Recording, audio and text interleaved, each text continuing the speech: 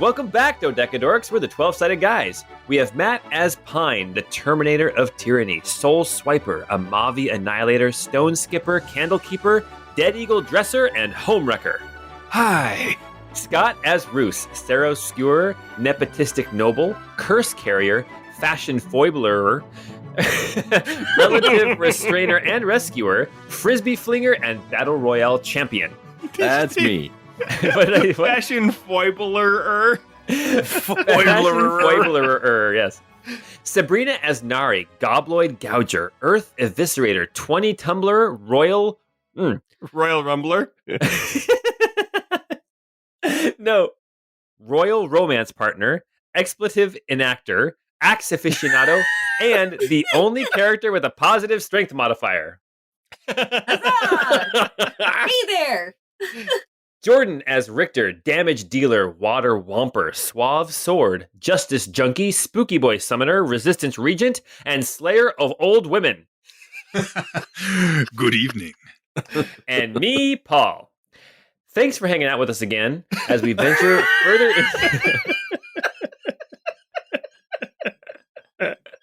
No, but seriously, guys, thank you for hanging out with us again as we venture further into the lair of Iramiel, the Angel of Inevitability. Before we jump into the session, we just want to take a minute to thank you, our loyal listeners, for sticking with us so long as we venture through this world known as Pavantis. We've had so much fun playing and building this world for you, and we're so touched that so many of you love it as well. As we wind up Campaign 1, don't fret. Campaign 2 is right around the corner, and we're going to keep bringing you weekly episodes as we share these adventures together. Anyway, if Godly Plate of the Whale makes you smile, then this podcast is for you. It's the Crystal Codex, episode 115.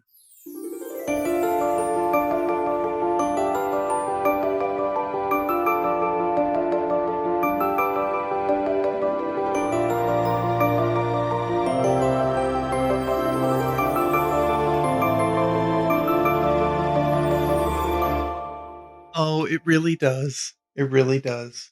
Yes. Dupe that sucker and sell it. That's right. Dupe it. If you sell it, there's not enough room in your inventory for all the gold you get. Wait.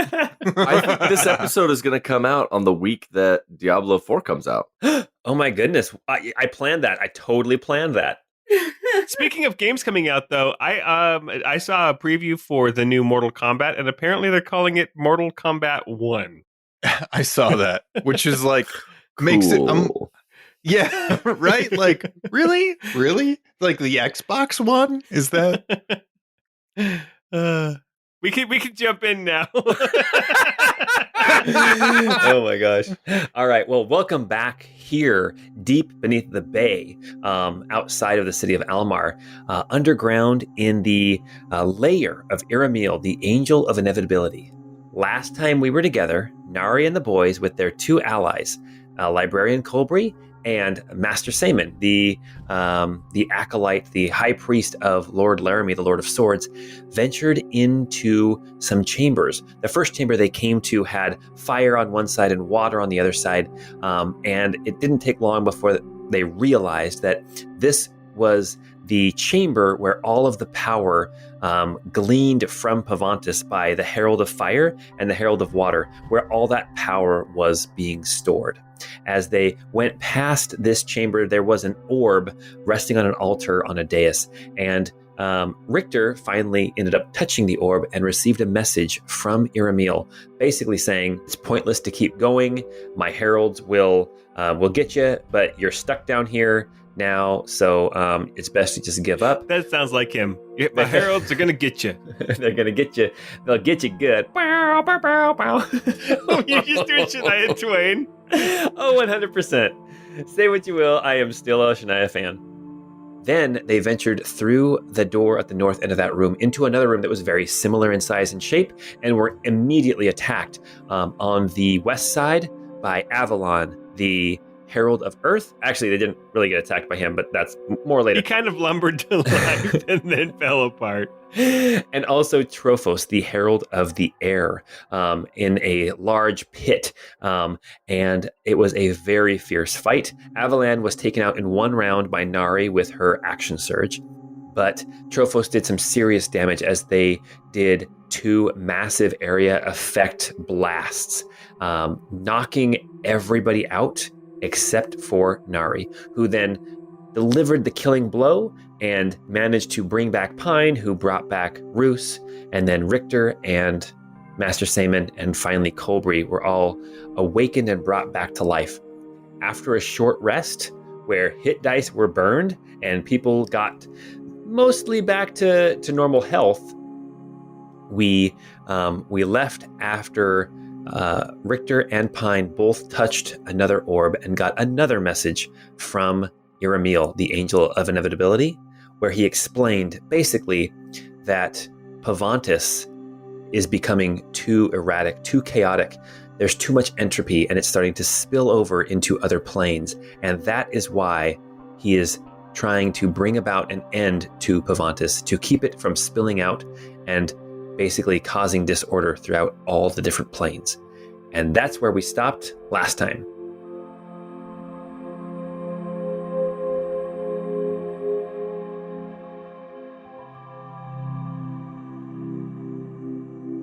So here we are in this chamber of Trophos and Avalan. We have Nari and the boys with Saman and Colbury standing by the door on the north side of this chamber, ready to move through to the next room. Man, that Iramiel really sucks. I can't wait to see what he's got on the next side of this door. I think it's going to be Amavi.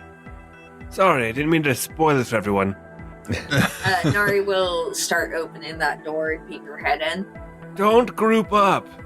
It's actually filled with raccoons. That's all it is. Oh my It's just a God. room with like hundreds of raccoons, big old fat ones eating hot dogs. Little King Trashmouth, what are you doing here?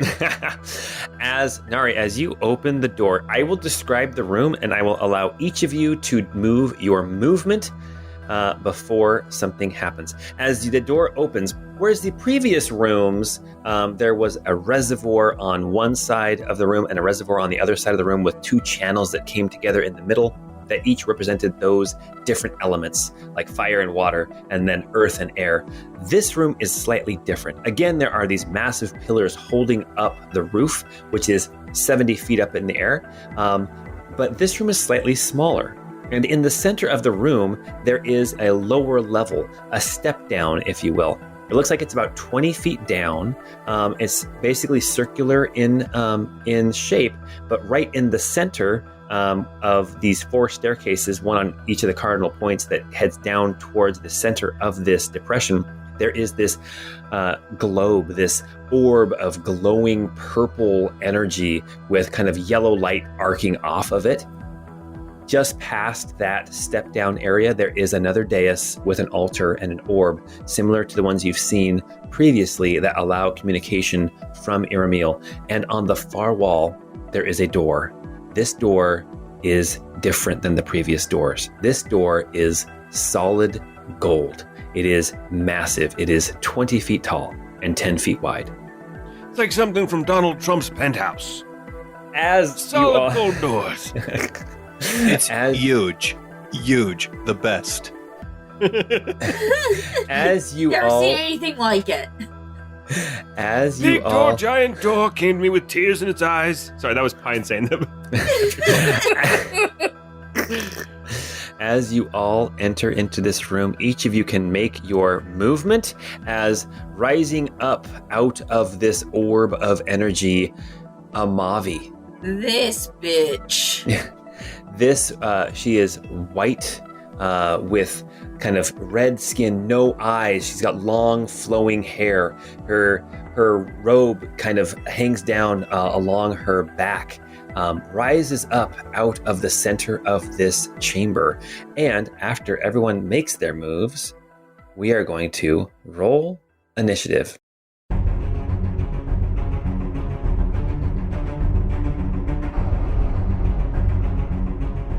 Hey, while we're moving, can I activate my flaming S-stock and everything before we fully are in combat? Oh, 100%.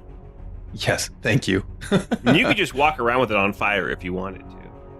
Oh, you're right. I probably could do that. We're doing that then. Roos got a 22. Nari got a 15. Pine got a 23. And Richter got a 19. So remember how you guys were complaining about all my rolls last time? My rolls this time were terrible. Seaman got a 9 and Colbury got a 3.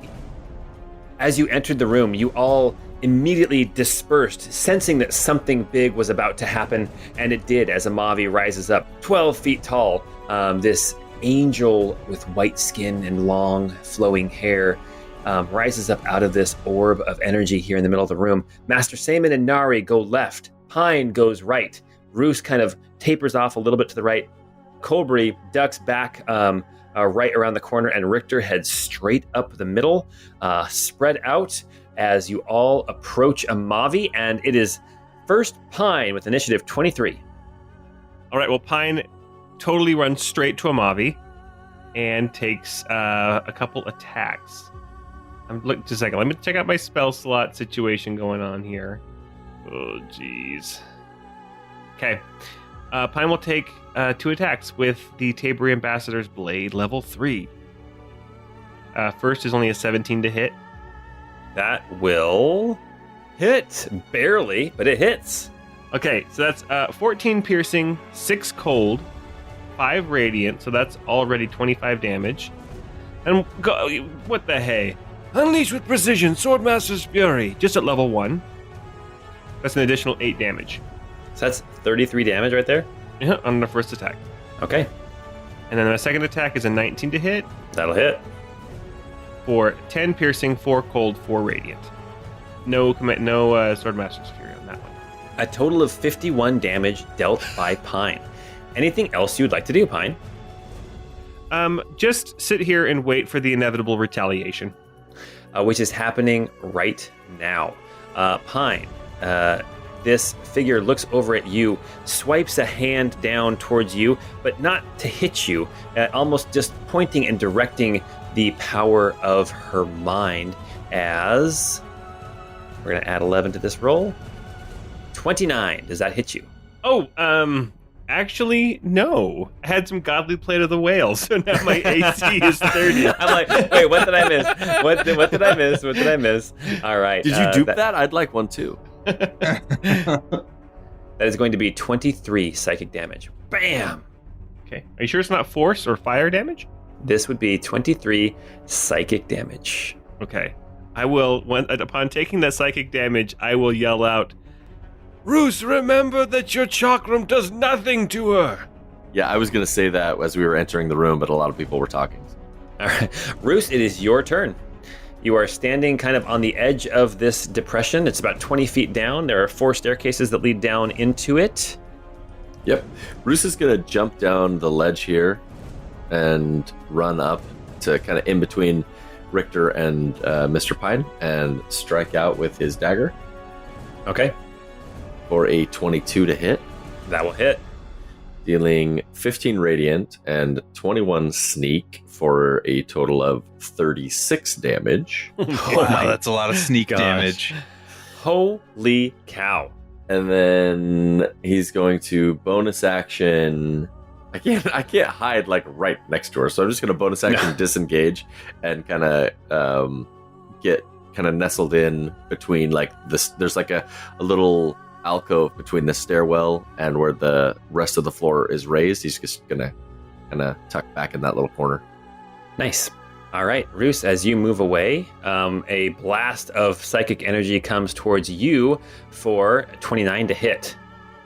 She has disadvantage on attacks against me because my cloak is so fancy. 14 to hit. That will miss. All right, Roos, that was your turn. It's almost too fancy for me. Richter, it is your turn. How about you? We're just gonna go ahead and make some attacks against this lady. Got a 24 to hit. That will hit. And that will do 13 slashing, 8 fire, and 5 life drinking damage for so 26 damage. 26. And we are going to go ahead and say, you have been judged and found guilty. Swordmaster's justice. And we're going to do a smite on her. Okay. for 33 damage. Beautiful. Oh, And I man. think she's supposed to be knocked prone now. Oh, she doesn't get a save, does she? She is just knocked prone. I think so. Let's see. Is there a size limit to it or anything? Yeah. Yeah, Sabrina, it kind of sucks when you don't get a chance to fight a Herald, huh?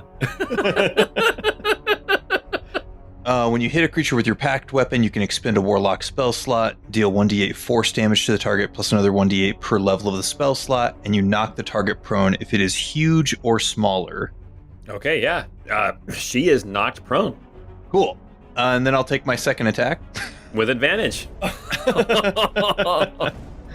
It's a 26. Hold on, let me see if I get crit. No, okay. And then I'm not going to smite on this one. We'll just do a regular old damage here. 13 slashing, 3 fire, and 5 life drinker. So another 21 damage. Yeah, 21 damage. Okay. Amavi is looking very hurt. All right. Richter, your turn is over. And with a legendary action, with disadvantage, there is a swipe coming at you, Richter. 13 to hit. That does not hit. Okay.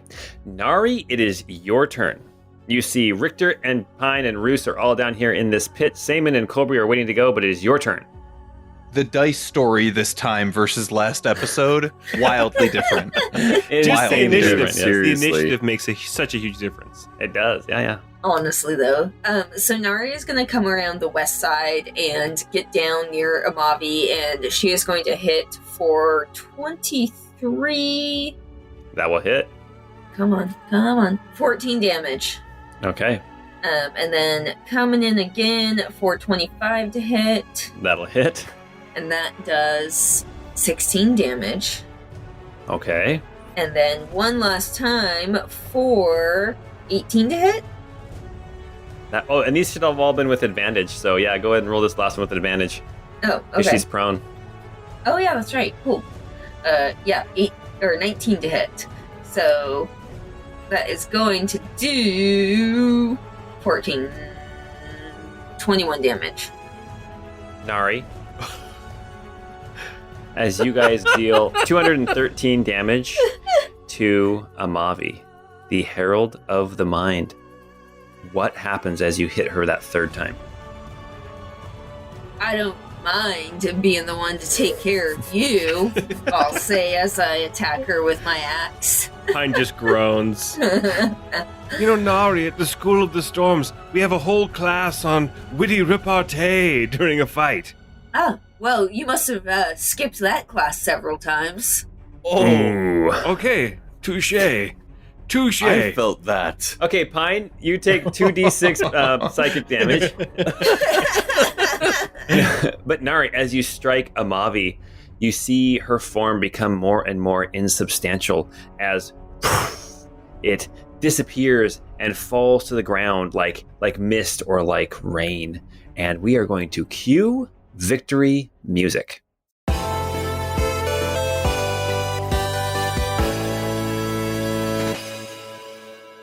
That was a totally different fight. That was so much easier than the last one. Yeah, and I was gonna say, well, there were two in the other room, but honestly, one of them didn't do anything. Just wasted one of Nari's turns. So behind the screen, basically, these heralds that had not completed their jobs yet, depending on how much time they had to recuperate, was how many hit points they had. So Avalan was at half hit points to start with. Amavi was almost at full, and Trophos was almost at full as well. But there was an area of effect weapon coming your way very next turn. But Nari and the boys have shown once again that they can pack a wallop. Hey, while we're back here behind the screen, what's this page of answers that Mordecai had for questions? Can we read that real quick? You guys could have. At the very top in large letters, it says, only read this if Mordecai doesn't get murdered right away. All right. Well, here you guys are in this room. This orb of energy continues to pulse and glow. It looks to be full of like psychic mental energy. And again, further to the north, there is an orb on an altar on a dais right in front of the golden door. Ooh, I call dibs. I want dibs on the orb. Hey, everybody, let's try it all together this time. All right. Did you guys try talking to him through the orb? I was totally thinking, like I said, suck it, I was all ready to just put it right back in his face. But I don't think it seems pretty one way. But what if we all think suck it at the same time? Oh, then it would definitely break that barrier. I just want to picture him in those apple-bottom jeans again with the ball gag, and that's the image I'm going to have in my head the entire time I'm touching the orb. Pine looks over at Seaman. How does he feel about that revelation? All right, so we all come over to this orb and we touch it. And we think about Colbury in those apple-bottom jeans. Not Colby. Pardon me. Colbury starts to Colby, blush. how do you feel? That's not what I meant to say. Saman's like, do you flirt with everybody that you meet? My goodness. That was not canon. I meant to say Ramsey in those apple-bottom jeans. Iramiel's looking like a meal. Oh my gosh. Master Seaman, Yes. what's your, one-word opinion on ball gags? I guess they have One their word, place. I said. One word. What about a hyphen? Super duper. Oh my gosh. So are you all gonna reach out and touch the orb? Is everyone in on this? That's right. While thinking suck it. 3, 2, 1, touch. Okay. You all reach Suck out. it, suck it, suck it, suck it, suck it, suck it, suck it, suck it. Sorry. I'm so sorry. I'll read it, and you guys just say it over and over again over the top of me, and we'll see how our listeners like it. You guys, as you all reach out and touch the orb, again, eyes roll back, and you instantly can hear a voice in your head. You have bested the Heralds again, which is no small feat. A warning. You fiddle with powers that you do not understand. As Pavantis becomes more and more unruly and unpredictable, it spreads tendrils of chaos and entropy out into other planes of existence. The edges of Pavantis are fraying, the disorder is compounding, and the point of contamination to neighboring planes and realms is quickly approaching. Help me save existence. There is no way back to the surface, but you can throw yourselves into Syros' fire for the relatively quick death, or Yasaro's water to drown, but please, let what must be. And then your hands all snap off of the orb as it stops glowing.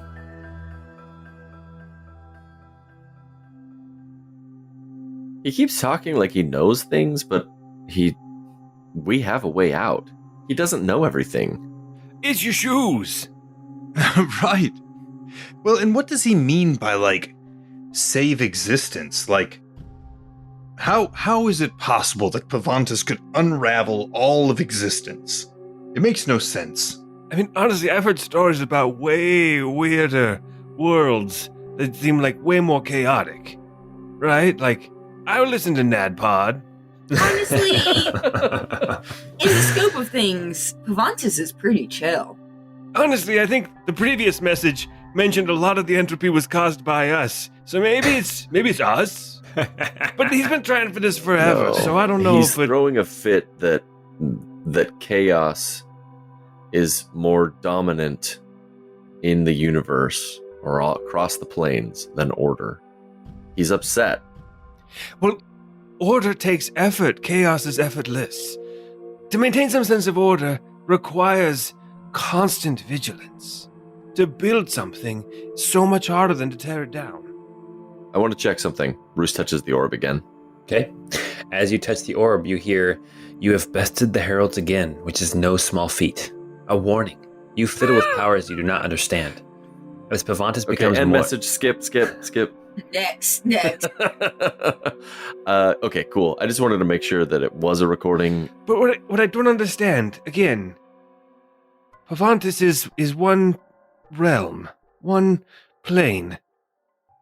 Are the lords and ladies part of this same plane, or are they on others? And if so, why would they, if they were worried about Pavantis' contamination to their own planes, fight against Iramiel? I got nothing. He calls this inevitability, but it's not inevitable. It's him imposing his will upon Pavantis. For him, the alternative is unthinkable. If there is to be a grand calamity that would destroy all of Pavantis as we know it, what could be done to fight against that? Indeed, that would be something inevitable. But what he is engaged in has been interventionary. It has been forcing an ending of it, forcing a conclusion. And of course, creation would fight against that. And so I see us only as agents of Pavantis, agents of creation that are fighting against what he deems to be the inevitable. Unless I'm mistaken. I don't think you are. New party name idea, ready? The Creationators. Oh, I like that. Okay, well, So like Nari and the Creationators. Creationators? Yes. You're obviously the lead singer, Nari. Oh my gosh, it's so funny. And I'm just here on the cowbell. Okay, well, something tells me through that giant, ostentatious golden door that we're about to face Iramiel. The inevitable. What do you think it says about him by having such a huge golden door? I mean, compensating much? You know Yeah, what I've I mean? heard what Like, they say about men with huge golden doors. right? That their sword work is very lacking. Huge golden door, tiny tin key. A tiny 10 key? Is he an accountant? tin Oh, key. oh, okay. Or zinc, maybe? Zinc. Let's be clear. He does have a dump truck. but that man has a dump truck. Oh my gosh. All right. Okay, you guys are standing here in this room. Can I just say that I'm really glad that we overcame the fear of touching these orbs so that we could get a better understanding of what exactly it is we've been fighting against for the past 5+ years. Good on us, everyone. He's not making a great sales speech to win us over to his side, so... Basically, his speech is, hey, you guys suck. Everything about your world sucks. It's just gotta go. Trust me. Help me. Not gonna work, man. Colby starts reaching around in his bag, and he pulls out one last potion of greater healing. And he says, "Does anyone need it?" I'm gonna look at my inventory, and I might take some potions too. I'll take one from Colbury and use it right now. Okay, that's the last one. Bruce has one potion left. That's a 44 plus 4, right? 16. I have 2 normal potions of healing. I can keep one, or I can even give both of them away because I still have 15 points of Commander's Morale.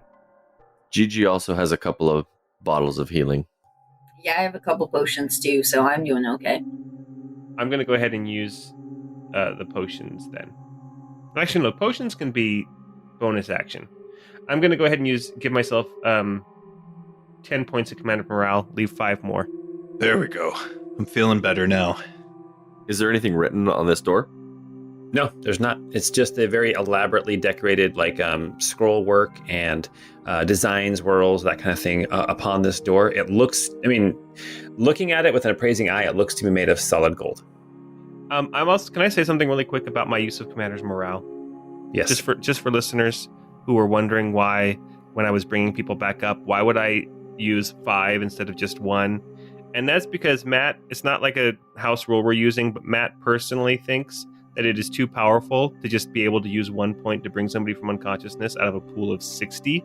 So I have made a special rule for myself that I have to use 5 to bring somebody back from unconsciousness. Just my own personal preference. I think that if we have a paladin in our next campaign, we're going to make that a house rule because I like that as well. Yeah, I do too. All right. Well, here we are. What are you guys doing?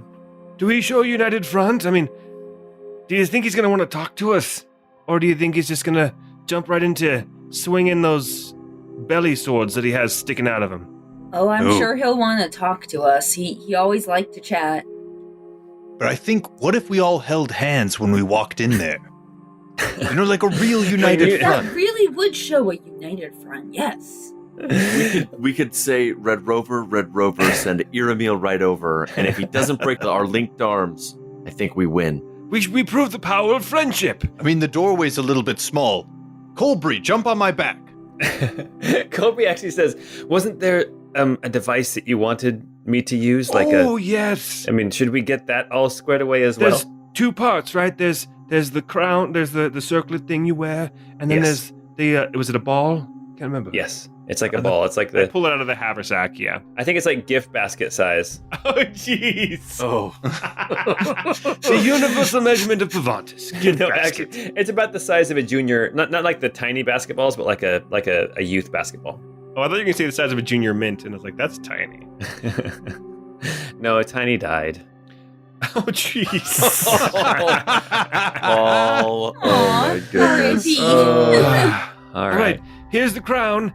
Nari, do you want to hold on to this ball? I think you probably have the best, you're probably the only one who played high school sports. I could palm the heck out of that ball. Didn't they say that you could control or manipulate the orb with the tiara? So with the crown, just kind of in game terms, Colbury can control it. He has to make saves against the intelligence saves against the orb. But if Nari wants to throw it first and get it closer, then Colbury will have to make less saves. Does that make sense? He won't have to succeed quite as much in order to get it to Iramiel. Yeah, I'm down to chuck it. And remember, we want to weaken him first. And in game terms, that means he probably has legendary resistances, and this is a one and done, so we don't want him to just be able to say, use a legendary resistance, and then I'll pass it. Yeah, that's why I was saying try to knock him unconscious. Yeah. Or, in game terms, that's me saying, that same thing. And then use the Pokeball. All right. I don't think I have anything that really requires saving throws. You could try and charm him. Hey there, hot stuff. How's it going? Yeah. You looking fit these days? You come here often. Colbury says, I have some spells that will deplete him of whatever resistance he's got. I too I can do something along that front as well. The big thing is big hits, if we can, right? Do we come out swinging? Yeah, we probably have to. Yeah, I think we do. If he's a villain worth his salt, he'll monologue during the fight anyway. Roos is gonna bring out his squire duplicate as they're walking into the room. Okay. You open the door. It pushes again with ease, not heavy at all. On the other side of the door, you find this smaller room than the previous ones that you'd been in. You can see that this room is about 50 feet across and 50 feet long. It's a square. And around the outside of the room, there are these pillars. And on each of these pillars, you see statues. These statues are flanked by lights that are glowing. You can see actually the same colors that we dealt with way back when. Red, orange, yellow, green, light blue, dark blue, purple, and white in flames that are glowing here in this room. In the center of the room, upon this decorative tile floor, you see an altar. No dais this time, but just an altar and one sphere sitting on top of it. And at the far end of the room, you can see that the room has an opening, kind of a doorway that opens out, and then beyond you see what looks like stone floor. And it looks like beyond this room is a cave. You can see that the cave beyond is bathed in light. You can see like motes of sparkles and will-o-wisps or little fireflies fluttering around. And you instantly detect that these are not actual bugs. These are motes of power and energy. It's hard to see from this angle, but you can see that in the center of the cave that the floor kind of drops away and it goes beyond your view. You see at the far end of this dip in the ground, you can see that there is an angel, a massive angel, 18 feet tall, with 6 wings, 2 on the shoulders, 2 kind of in the middle of the back, and 2 at the small of the back. You can see this figure is powerful, resplendent. You can see they are missing an arm right below the shoulder. And you can see that the face of this angel on one side is beautiful. On the other side has been peeled back, exposing skull. And you see blood flowing freely from that wound, still 5 years later. Also sticking out of the chest of this angel, you see the handles of 2 swords that are a red so dark they are almost black. Instantly recognizable to anyone except for Richter that these are 2 of the swords of Lord Laramie. The last 2 swords, the swords that Master Saman is after. There is, in this doorway, separating this room that you are in from the caves, there is sort of a field of energy, this yellow and gold pulsing powerful barrier that seems to be made purely of magic. Behind the angel, you can see there is this pedestal, this large pedestal, probably about 15 feet in diameter, that rises up, and on top of that pedestal is a glass orb that looks to be full of mist and whipping wind, visible inside of that orb. But you can't see the whole cave, but that is what you can see from where you are right now. And the angel Iramiel, through this hazy barrier, this golden magical barrier, you can see the angel looking directly ahead at you as you enter this chamber. Let's see what he has to say from this distance. Quickly. Okay. Who is going to touch the orb? Pine will. I want everyone to make a perception check before you touch the orb. Bruce got a 19 on perception. All right, Nari rolled an 11 on perception.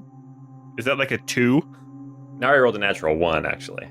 Oh, jeez. Yes, which is an 11. Crushing it. Richter got a 10. My computer just restarted on me, so I don't have my character sheet up. As Mr. Pine is walking up to touch the orb, Roos will pull the ball gag out of his pack and look at Iramiel across the way and kind of shake it at him and wave a little bit. That's awesome. And so we're just waiting on Pine. Why don't you just roll it on the side and add on like a +4? I'm doing it now because I have advantage, so it would be like, oh, yeah. Okay, gotcha. Here we go. Ready? 10. For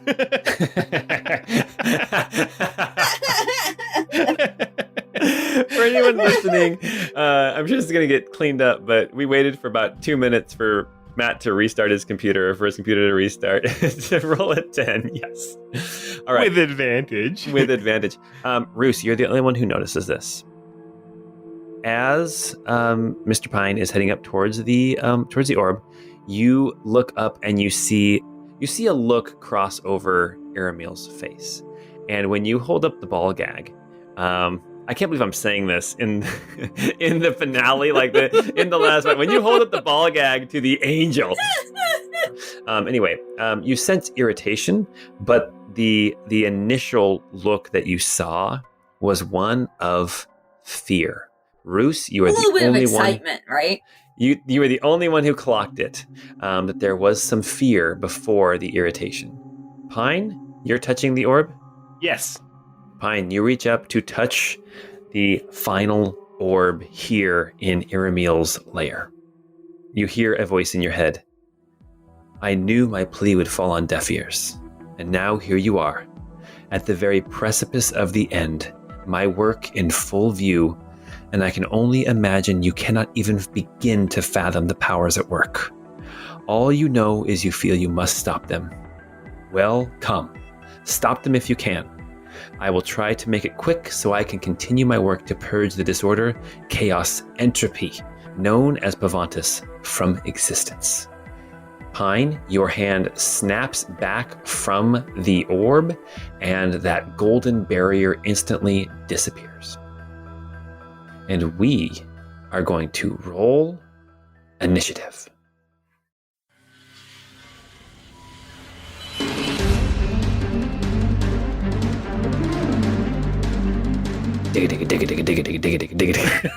As soon as Pine has control of himself again, he'll just yell out really loud, like looking over at Iramiel, like, "Suck it!"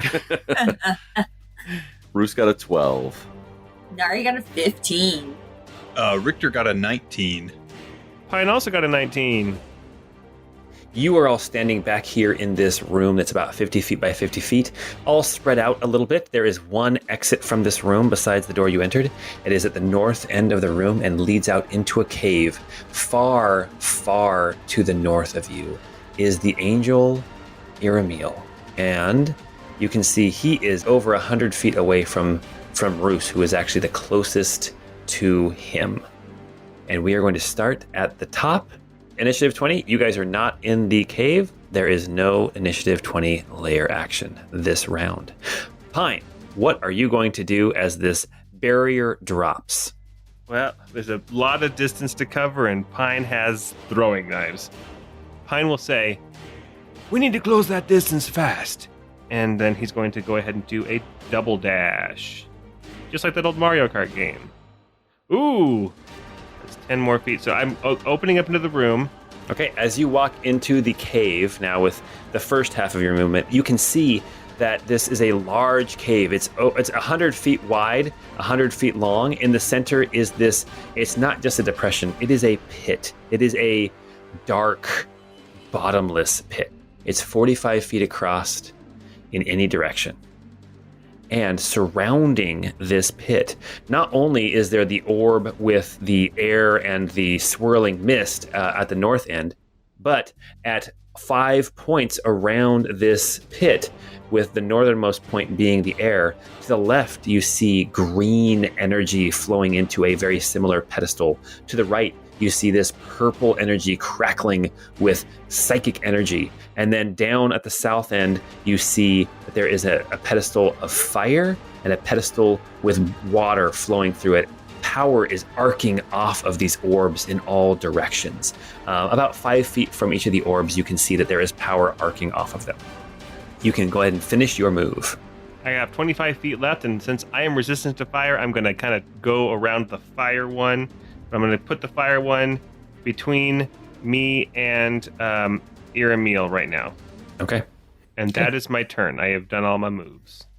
And also, by the way I moved, I can't see any of my allies anymore. And it's terrifying. Richter, it is your turn. Richter is going to yell out, "The light shows us the way, speed of the light." And he will use his ability to double his movement speed for this turn. Okay. So that'll allow him to move 60 feet. So I'll rush through this room and into the next. So I'm not far from where Pine is. I'm going to go ahead and pull out my dueling pistol and Nice. make some shots at Iramiel. Okay. 16 to hit. That will miss. Okay. Next one is a 22 to hit. That will hit. That'll be 5 force damage. Okay.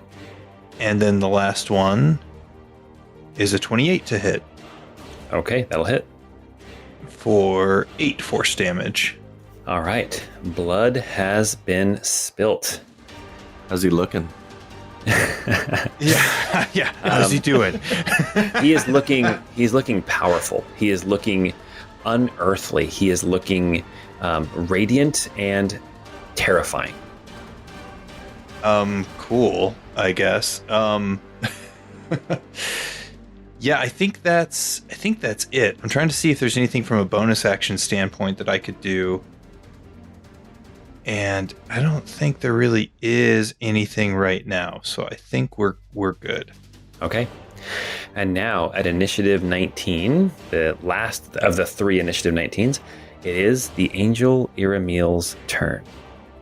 And what the Angel Iramiel does is you see anyone who can see him from where you're standing, which I think is Roos and Richter and Pine, and maybe Nari. You see him close his eyes. You see Iramiel bring up his hand in front of his face and bring it down. And as he does, you see something change in him, and you see his body begin to pull apart and widen. And suddenly, where once you saw Iramiel, now you instead see two Iramiels. That is not ideal. You see two Iramiels standing in front of you. They are not as tall. They are 13 feet tall instead of the 15 or 20 feet tall like I described Iramiel. They are also both missing an arm. They both have 6 wings, but they seem to be diminished in some way. Each one of these angels now has one of the swords of Lord Laramie sticking out of their chest. You remember years ago that Iramiel, when trapped in that crystal, was able to pull a portion of his presence and cast it out of the barrier and into the physical world. And that was Ramsey, who you had interacted with. It seems now that Iramiel either has perfected it or this is something he's always been able to do, but he has now cast his existence into 2 equal parts. And you see 2 Iramiels standing in front of you, and now they are both going to make their moves on initiative 19. He's got a Horcrux. Watch out. With 120 feet flying movement, one comes rushing towards Pine, and one comes rushing towards Richter. That seems excessive. Oh, man. But the one that came rushing towards me is pretty close to a giant ball of fire. He does not seem worried about it. Pine, an attack is coming your way. 2 attacks, actually. We have got, a 14 will miss, but a 26 will not miss. Oh, okay. You take 22 damage plus an extra 2 radiant damage, so 24 damage total. Okay. It wasn't great, but okay. Richter, 2 attacks are coming your way. 17, will that hit you? No. Okay, but a 27 will. Yes. You will take 22 damage plus 4 radiant damage. So 26 damage total to you, Richter. All right, that is the Angel Iramiel's turn. That brings us to Nari. Nari, what are you going to do? You're way back at the entrance to the chamber, the actual dressed stone chamber. You're not even in the cave yet. I'm just hanging around. Yeah. Yeah, Nari will definitely head up towards the actual cave, and I think I'm just going to double my movement. Okay. To kind of get up by where Richter and Mr. Pine are, kind of in between those 2 angels, to hopefully draw some attacks. All right, perfect. Nari, you are now in the mix, and that brings us to Colbury. Colbury is going to step over to the side just so we can get a clear shot of this angel, and you see a red bead forming on his finger as he points at the angel to the right, the one that has been attacking Richter, and a little bead of energy goes flying past Roos and past Richter and explodes into a powerful blast of fire right behind the angel, avoiding Richter. This angel needs to make a dexterity saving throw, rolled a natural 1, and is now going to take 8d6 plus 4 damage. It's going to be 34 fire damage. Nice. All right. That is Colbury's turn. He is also going to step up a little bit further. So now he is by the altar. He's still in that entrance room, but he's close to the altar with the orb on it. Roos, that is your turn. Roos is going to move forward 30 feet with him and his squire duplicate. And as he's walking up, he's going to cast Refracted Visage. Okay. And now there are... it's 4 Rooses and a squire standing next to each other. And he says to Iramiel, he says, I can also split myself into multiple versions of me. Come at me. And that will be my turn. It's a bonus action to move Squire, so that's all I can do. Good one, Reeves. All right, and that's going to bring us to Master Saman. Master Saman is going to just double move. He is now kind of in the cave, a little bit further back from Roos. He was still way back by the door, entering into the chamber. That is Master Saman's turn.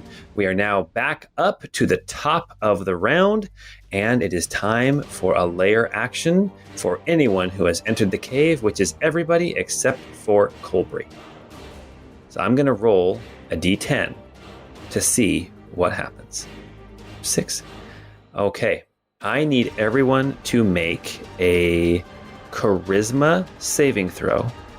Difficulty 18. Oh my gosh. Charisma? Oh my goodness. I don't got the Riz. I rolled a 17 with a plus 14. What? I'm going to have to use a I failed superiority that. die on this because that was not good. Bruce got a 3.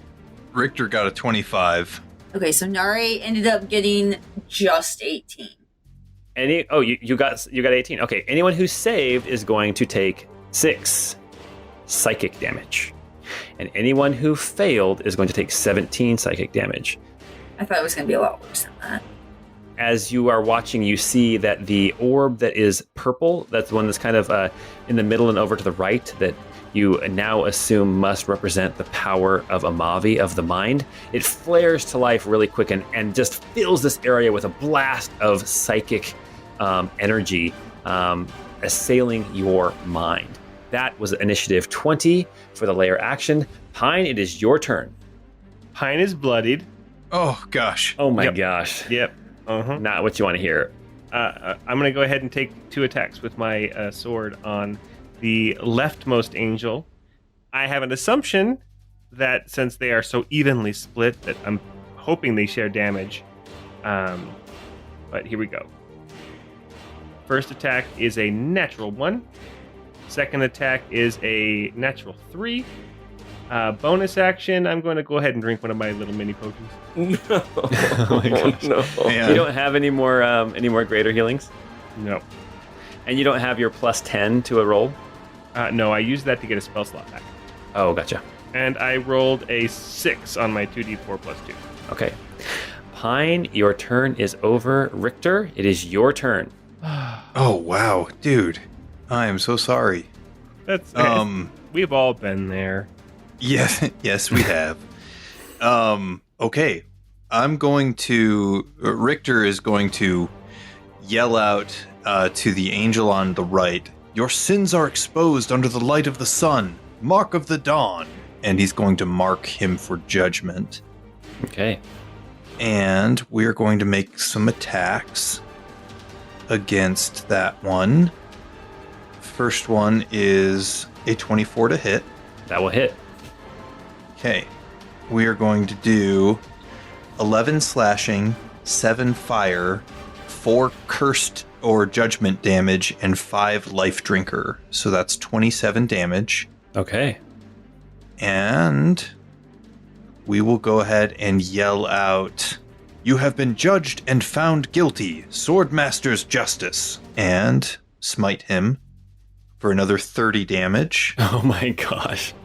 And then I'll make my second attack, which is a 26 to hit. That will hit. Oh wait, did you knock him prone too with that smite? I did, yeah, that's true. I'll roll again to see if it's a crit. No critical. For 9 slashing, 9 fire, 4 judgment damage, and 5 life drinker for 27 damage. All right. This angel on the right appears to be failing. Starting to look quite hurt. Feathers falling from their wings and that sort of thing. Sort of struggling against the blows dealt by Richter. Is that your whole turn? That's it. This angel is going to take an attack. Let's see, it's got 4 targets. 1, 2, 3, 4. Richter, the attacks are coming your way. Okay, let's do it. Okay, a 22 and a 30. Yeah, that's gonna do it. All right. Oh, actually, hold on one sec. I have a reaction, Armor of the Blazing Dawn. If the target that I have marked for judgment hits me with an attack roll, I can use my reaction to roll a d6. On a 4 or higher, the attack misses me instead of hitting, regardless of its roll. So I'm going to roll this against one of those attacks to see if he misses. And I got a 6, so he misses one of those attacks. Oh, nice. Oh my yeah. goodness. So only one hit. Oh my gosh, that could save you. That could save your life right here. Yeah. All right. That's 20 damage plus a big radiant damage. That's actually 31 damage total. Yes, I'm very glad that Oh, man. that we were able to get at least one of those to miss. Oh, okay, here we go. All right. The second angel, Pine, it is coming after you. 25 That'll hit. and a 25. Those will both hit. I don't know if there's any way you can stay standing. I have 52 hit points right now. Okay, there's 20 plus 20, that's 40.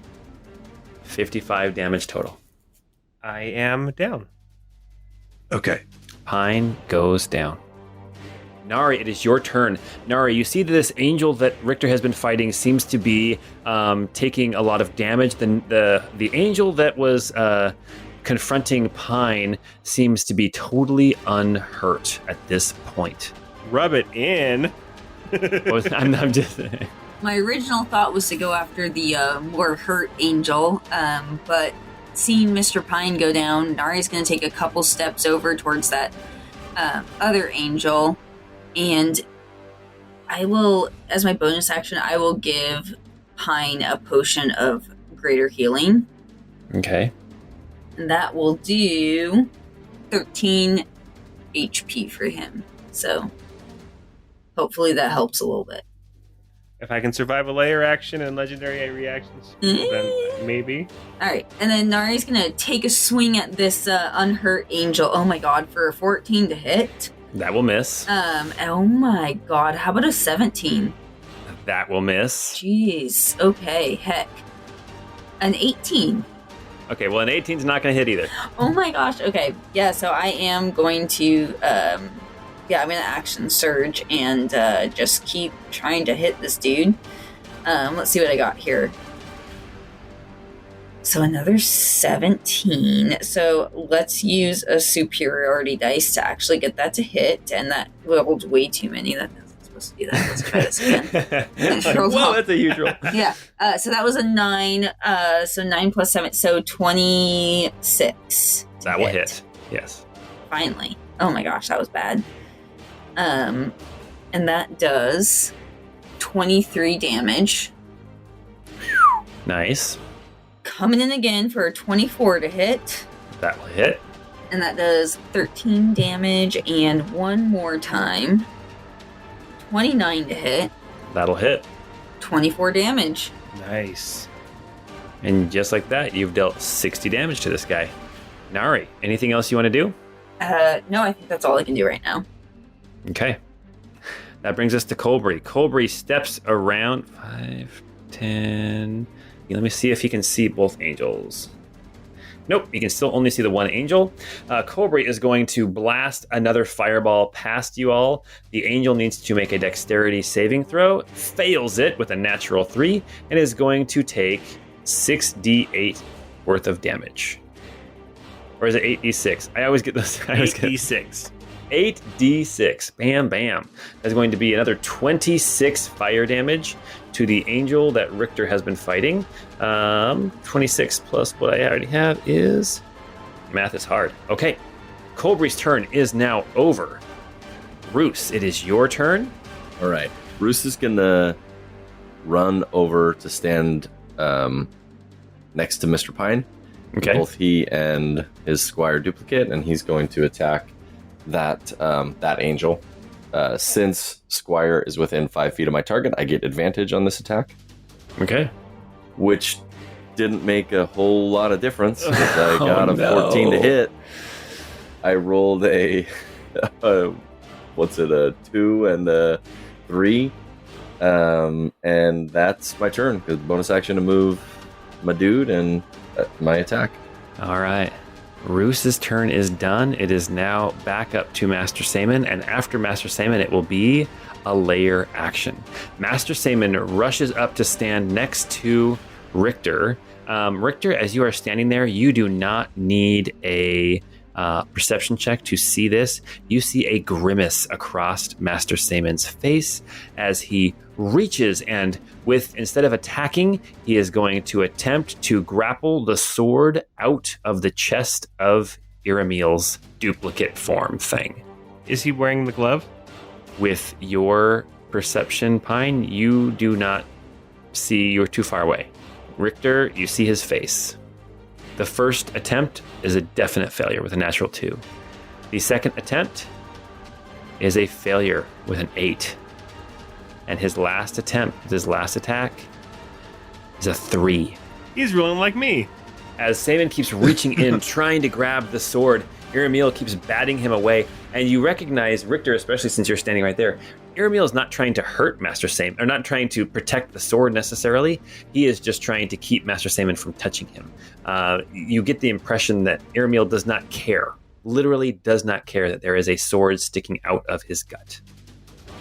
And that is going to bring us now back to the top and another layer action.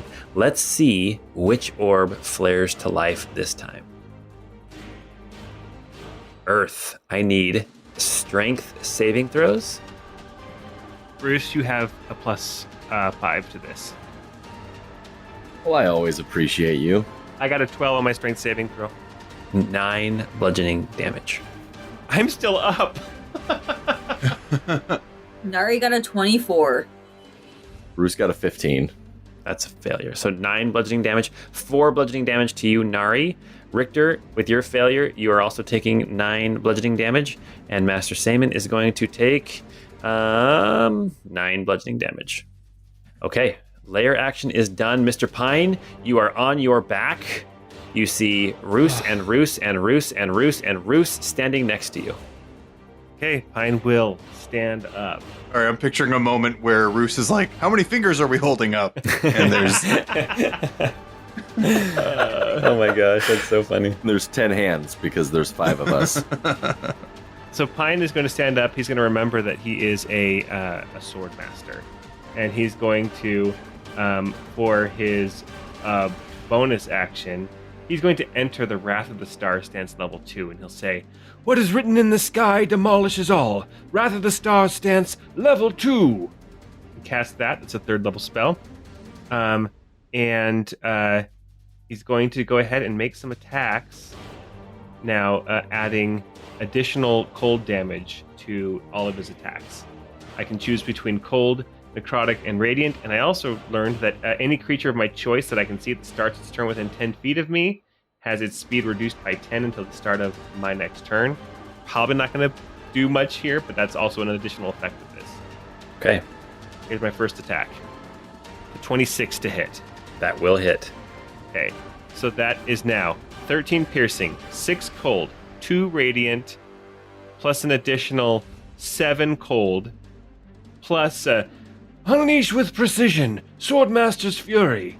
And I'll do a level 2 because I need to save 1 level 3 in case somebody goes down. So that's an additional 15 radiant on top of that. 43. Okay, so that's the first attack. It's 43 on this guy. He looks bloodied. All right. And then my next attack is an 18 to hit, which does not hit. That will miss. Okay, all right. That's Pine's turn. That's his bonus action and action. All right, Richter, this angel standing in front of you that Saman was trying to get the sword from. It is your turn. All right, let's have at it. Whipping around Kinnig's flaming Estoc, Richter's going to go ahead and make some attacks and see what we can make happen here. A 20 to hit. That'll hit, yes. All right. So that's 11 slashing, 7 fire, 4 judgment damage, and 5 life drinker for a total of 27.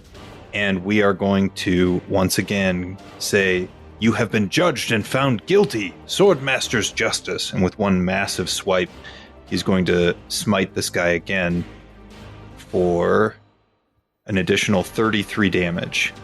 Ooh, nice. Richter, as you hit this half of Iramiel, what does it look like as you take him down? He, with the nature of that S-stock being a lot of piercing type attacks, he kind of pulls back his stance, and then with a very deep and rapid lunge, he plunges the sword in, and then there's this burst of energy and power as the justice smite basically takes course.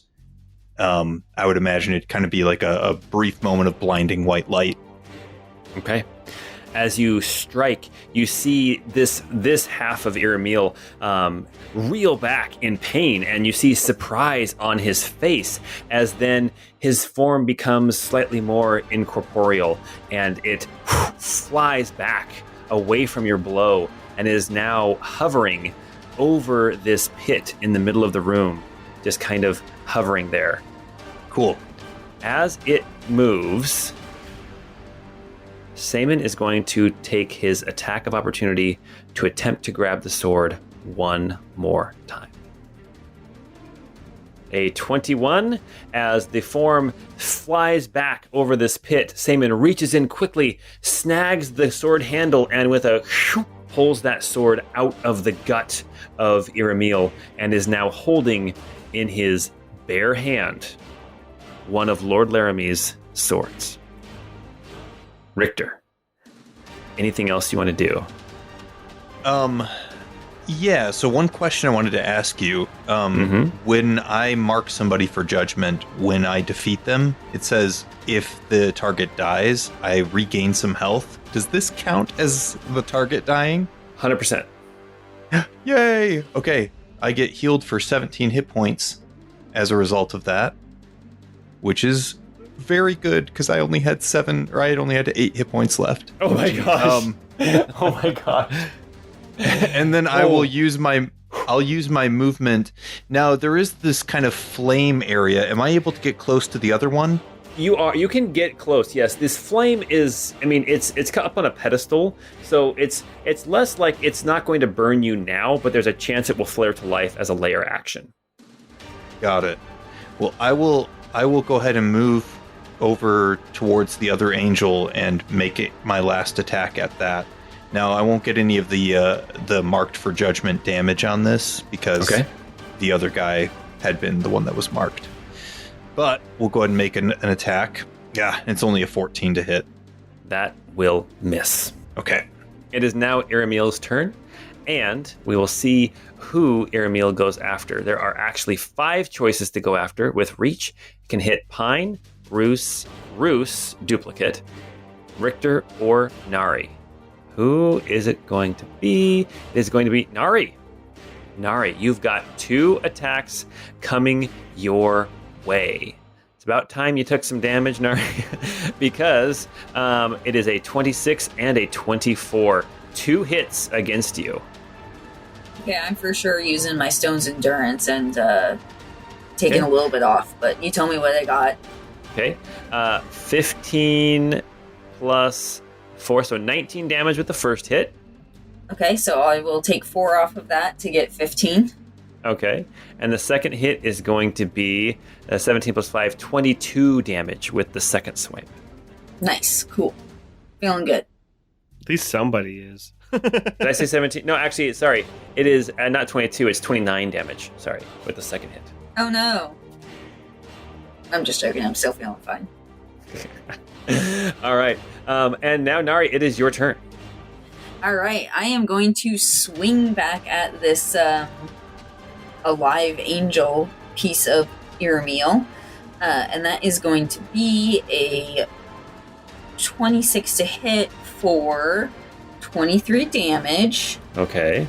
Coming in again. Oh my gosh. A 15 to hit, so I'm going to use another superiority die here. For 16 to hit, that probably still doesn't do that. That does not hit, no. Alright, let's try that again. Jeez, what is wrong with me? Another 15. I'm going to do one more dice. Let's see what I got. Mama needs a new pair of shoes. 18? That doesn't. No, No. barely misses. Yeah. Yeah, no, I think that's it for now. Okay. Colbury is going to step into the cave. Finally, he's going to move up 15 feet. And he is going to, with his last 3rd level spell slot, is going to cast another fireball at this angel. The angel needs to make a dexterity saving throw and fails it again. Nice. That's the problem with splitting your body into 2, is you don't have your legendary resistances. But we are going to do 8d6 worth of damage. 6d8 worth of damage. Which one? 8d6 worth of damage. 8d6 worth of damage. Bam, bam. That is going to do 34 plus 4 damage. That is going to be 38 damage to this angel here. And this angel is looking rough. Roos, it is your turn. All right, Roos is going to attack with his dagger. Again, he has advantage because Squire's right next to him. A 19 to hit. 19 will barely hit, yes. Oh, All good. right. So that will deal 14 radiant and 20 precision for 34 damage. Roos, what does it look like as you strike down this angel, this form of Iramiel? So this is the dagger that he got from Lady Jaffa. As he's cutting through this radiant dagger, this orderly and perfect angel starts to disassemble into perfect chaos, and bits of him kind of disintegrate and zip off in random directions as he completely vanishes from view. His physical form definitely completely vanishes from view as his essence, his incorporeal form, zips back up over this pit next to the other one that is floating there. Does anybody want to use a reaction to try to grab the sword from this one's chest? Roos will try it. Oh, really? Okay. Yeah, I'll try it too. Oh, my goodness. Don't touch those. They're definitely cursed. All right. With strength, or could I try Dex? Just make an attack. Make an attack. Beat his AC. Oh, beat his AC? Okay. Just beat his AC. Do I get advantage because, 24. Roos, suddenly in your hand, as this angel zips away from you, you feel this familiar feeling of this handle. It is not the same blade that you carried before, but it feels so right in your hand. As the angel flies back and the sword is left in your hand, suddenly you feel powerful. You feel all of those feelings that you had overcome by cleansing yourself of the blades suddenly comes rushing back in. Classic Roos. All of those effects that you had before have now afflicted you again. Oh man, that's not what I. As you stand there, What were you holding, expecting? as you stand there holding this blade in your hand, you see the 2 defeated forms of Iramiel, his lesser forms, his duplicates. They hover over this pit, and then with a flash of light, they disappear as you shield your eyes, and they are replaced once again by Iramiel's floating form over this void in all of his glory, now with no swords in his belly, but a look of anger on his face. And that is where we're going to stop for tonight. Wait. Roos still has a bonus action if he wanted to send Gigi out my way. I You do know have a what? bonus action. Go ahead, send Gigi out if that's what you're going to do. No, it's Bruce's bonus.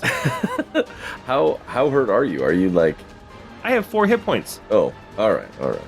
I have spell slots, but not a lot. So Gigi goes out and gives you 7 points of healing. All right, that might be enough to help me survive the next layer action. Oh no. Bruce will say, and at the end of his turn, he'll say, "I made a promise to Laramie that I'd use his sword to end things. Hopefully, that will complete my contract with him." Okay. As Roos's turn ends and it becomes Sayman's turn next, that is where we're going to pick up next time. I just want everyone to make a quick perception check. Nari got a 23. Roos got an 18. Richter got a 20. Pine got a 16. Everybody notices Sayman's eyes narrow as he glances over at Roos. But Richter and Nari, you both recognize the look in Sayman's eyes. It is not his own. That is where we're going to stop for tonight. All right, everyone, thank you for playing. We are here. This is the end game. We have Iramiel in his final form, ? Here, deep beneath Better be. the I earth. only have 11 hit points. It has been a very close match, very close calls, people falling left and right, death saves actually being rolled again. And next time we get together, we'll see how it all plays out. So come join us on Discord, hang out with us, chat with us, check out our Patreon, help support us and keep us going into campaign 2. And until we get together next time, we hope you have, I was going to say an inevitable time, but that sounds ridiculous. But have one anyway. Good night.